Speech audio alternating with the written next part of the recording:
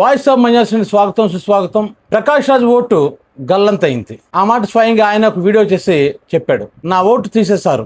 అసలు స్టార్టింగ్ ఆ వీడియోలో ఫ్రెండ్స్ అంటూ స్టార్ట్ చేశాడు. అంటే మనం మోడీ చూడండి వీడియోలో ఫ్రెండ్స్ అంటూ సంబోధించాడు. అలా ఫ్రెండ్స్ అంటూ సంబోధిస్తూ ఏం చెప్పాడంటే, నేను బెంగళూరు నియోజకవర్గంలో పుట్టాను, బెంగళూరులో పుట్టాను, మరి బెంగళూరులోనే పెరిగాను, నా స్కూలింగ్ కూడా బెంగళూరులోనే, నా కాలేజీ కూడా బెంగళూరులోనే, ఆఖరికి నా నటన కూడా బెంగళూరులోనే ఉంది, అక్కడ నుంచి నేను వచ్చాను.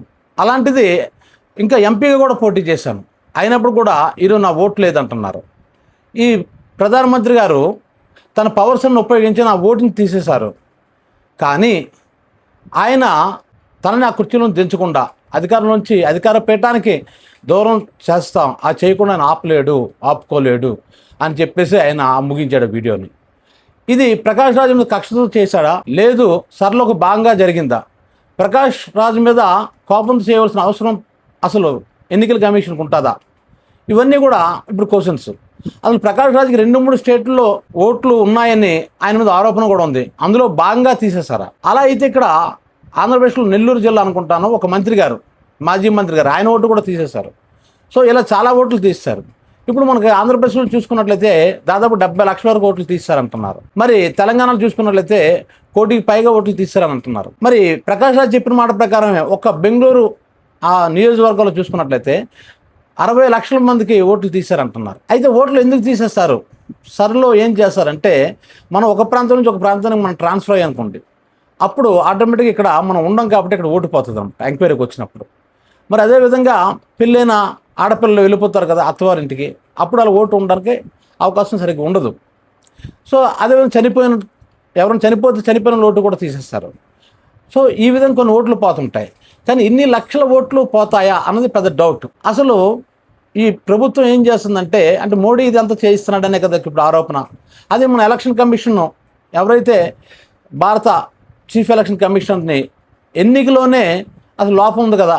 గతంలో మనకి 3 ఉండేవారు, ప్రధానమంత్రి ఉండేవాడు, అపోజిషన్ లీడర్ ఉండేవాడు, అదేవిధంగా సుప్రీంకోర్టు చీఫ్ జస్టిస్, వాళ్ళ ముగ్గురు కలిసి ఎన్నికల కమిషన్ని ఎన్నుకుండేవారు. కానీ ఈసారి ఏం చేశారంటే, చీఫ్ జస్టిస్ని పక్కన పెట్టేసి మరి ప్రధానమంత్రి, మరి ఆయన కేంద్ర మంత్రివర్గంలో ఇంకో మంత్రి, అపోజిషన్ లీడరు, వీళ్ళు ముగ్గురు కలిపి ఎన్నిక చేయాలని ఒక రూల్ తీసుకొచ్చారు.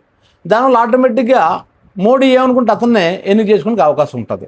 సో ఆ విధంగా అక్కడి నుంచే స్టార్ట్ అయింది అంటారు. మరి ఆ తర్వాత మనం చూసుకున్నట్లు ఈవీఎంలు, నిన్నే మళ్ళీ పరకాల ప్రభాకర్, ఉండవల్లి అరుణ్ కుమార్ విజయవాడలో ఒక ప్రెస్ కాన్ఫరెన్స్ పెట్టి అందులో మాట్లాడారు. ఇక్కడ ఆంధ్రప్రదేశ్లో ఇక్కడ ఈవీఎంలో గోల్మాల్ జరిగింది, లేకపోతే అసలు ఇప్పుడునే ప్రభుత్వం ఉండకపోదును అన్నట్లు మాట్లాడారు. అంతేకాకుండా ఇంకా మనం చూసుకున్నట్లయితే సెంట్రల్లోనైతే 79 ఎంపీ సీట్లలో ఈ ఈవీఎం గోల్మాల్ జరిగింది.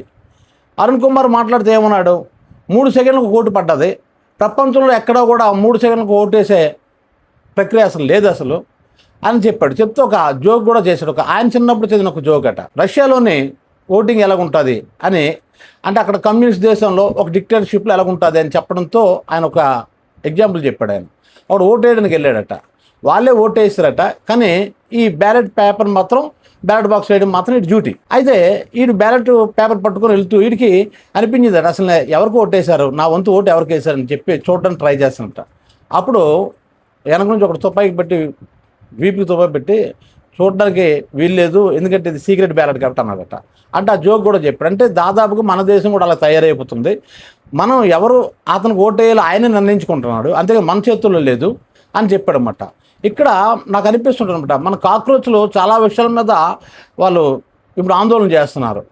సో ముందు ధర్మేంద్ర ప్రధాన విషయంలో వాళ్ళు ఆందోళన చేశారు. ఆ తర్వాత అదే యాజిటేషన్ మనకి ఇక్కడ మన పాట్నాలో చూసుకున్న, బీహార్లో చూసుకున్న అక్కడ స్టార్ట్ అయింది. ఇలా రకరకాలుగా ఈ విద్యార్థులు ఉద్యమిస్తున్నారు. కానీ మనకి ప్రాథమిక హక్కు అంటే ఓటు హక్కు మీద అసలు ఉద్యమం చేసి బాగున్నాయి అనిపిస్తుంది. అటువంటి పరిస్థితులు వస్తాయి. ఎందుకంటే ఇప్పుడు మీకు నేను వీడియో చేసి చెప్తున్నా, అసలు నాకు ఇప్పుడు ఓటు ఉందో లేదో కూడా నాకు తెలియదు.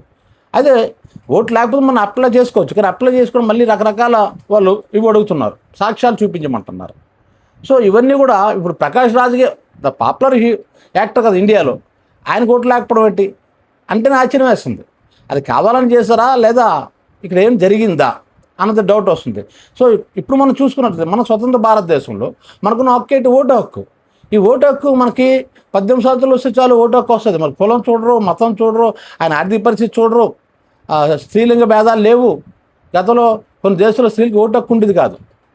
సో ఇక్కడ మన భారతదేశం స్త్రీలకు కూడా ఓటు హక్కు ఇచ్చింది. సో ఇవన్నీ కూడా మంచి రాజ్యాంగం మనకు మంచి అవకాశాలు ఇచ్చింది. అయినప్పటికీ కూడా ఈ రూపంలోనూ తర్వాత మనం ఓటు అయిన తర్వాత ఈవీఎంల రూపంలోనే మనం ఎవరికి ఓటేస్తున్నా మనకే తెలియని పరిస్థితి. మనం పలానా పార్టీకి ఓటు వేసుకుంటాం, కానీ అది ఆయనకి వెళ్తుందా లేదా, ఇంకో పార్టీకి వెళ్ళిపోతుందో తెలియని పరిస్థితి. ఇలా చూసుకున్నట్లయితే ఇక్కడ ఎలక్షన్ సరిగ్గా జరగటం లేదు, ప్రజాస్వామ్యతం జరగటం లేదనే విషయం అర్థమవుతుంది. కాబట్టి ఎలక్షన్ కమిషనర్కి రాహుల్ గాంధీ లాంటి వాడు ఎన్నిసార్లు లెటర్లు రాసినా సరే జవాబు లేదు, పరకాల ప్రభాకర్ లాంటి లెటర్స్ రాసినా సరే జవాబు లేదు, ఎవరు అడిగినా సరే జవాబు ఇవ్వటం లేదు, మా ఇష్టం అన్నట్లు ఉంటుంది. ఎందుకంటే వాళ్ళ మీద మనం కేసు పెట్టలేని వాళ్ళ ధీమా. సో ఇవి జరుగుతున్నాయి. ఒరిజినల్గా మనం ఆయన పూర్తి స్వతంత్రత ఉంది, ఎలక్షన్ కమిషన్ ఏం చేయలేరు, అందుకు ఆయన ధీమా ఆయన ఉండొచ్చు. కాబట్టి ఈ మార్పు కోసం కాక్రోచ్లు ఖచ్చితంగా ఉద్యమం చేయాలి. ఎందుకంటే మన ప్రాథమిక హక్కే దెబ్బతినేస్తుంది. మనం అనుకునే పార్టీ రాదు, మనం అనుకునే నాయకుడు రాడు, అలాంటప్పుడు మనం ఎందుకు ఓటు వేయాలి అన్న ఫీలింగ్ కానీ ఈ ఓటర్స్లో కానీ కలిగితే ఆటోమేటిక్గా మనకి మన ప్రజాస్వామ్య దేశం మీద నమ్మకం సన్నగిల్లిపోయి తర్వాత దేశం వీక్ అవుతుంది. సో ఇలాంటి దేశంలో నేను ఎందుకు ఓటు వేయాలి, నేను వేసిన ఓటు నేను అనుకున్న నాయకుడికి వెళ్ళినప్పుడు నేను వేయవలసిన అవసరం ఏంటి అనే ఫీలింగ్ ఓటర్లో రాకూడదు. అందుకు మనలాంటి అతి పెద్ద రాజ్యాంగం ఉండేటువంటి ఈ భారతదేశానికి అటువంటి ఫీలింగ్స్ రాకూడదు. ఇలాంటి విషయం ఉద్యమిస్తే బాగుంటుంది. ఎందుకంటే మామూలుగా అడిగితే ఎవరు చెప్పడం లేదు, ఎలక్షన్ కమిషన్ ఖాతరు చేయటం లేదు. మన ఓటు ఉందా లేదో తేల్చుకోవడం మనకు టైం పడుతుంది. మనం ఓటు కోసం అప్లై చేసుకుంటే మళ్ళీ ఇస్తారో లేదో తెలియదు, ఏ సాక్ష్యాలు అడుగుతారో తెలియదు. ఇలాంటి గందరగోళంలో ఉన్నాం. ఇంత చేసి మనం ఓటు వేస్తే ఆ ఓటు మనం అనుకునే వాళ్ళకి వెళ్తుందో లేదో కూడా తెలియని పరిస్థితులు ఉన్నాం. సో ఇలాంటి విషయంలో విద్యార్థులు ఉద్యమిస్తే బాగుందని నా అభిప్రాయం. అలాగే చూసుకోండి, మీ ఓట్లు ఉన్నాయో లేదో చూసుకోండి. నేను కూడా చూసుకోవాలి ఇప్పుడు నా ఓటు ఉందో లేదో. ప్రకాష్ రాజ్ ఇన్సిడెంట్ అయిన తర్వాత నాకు ఆ డౌట్ వస్తుంది.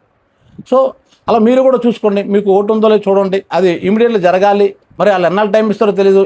ఇటువంటి గందరగోళ పరిస్థితులు ఉన్నాయి కాబట్టి మీరు మీ ఓటు కూడా ఉందో లేదో చూసుకోండి.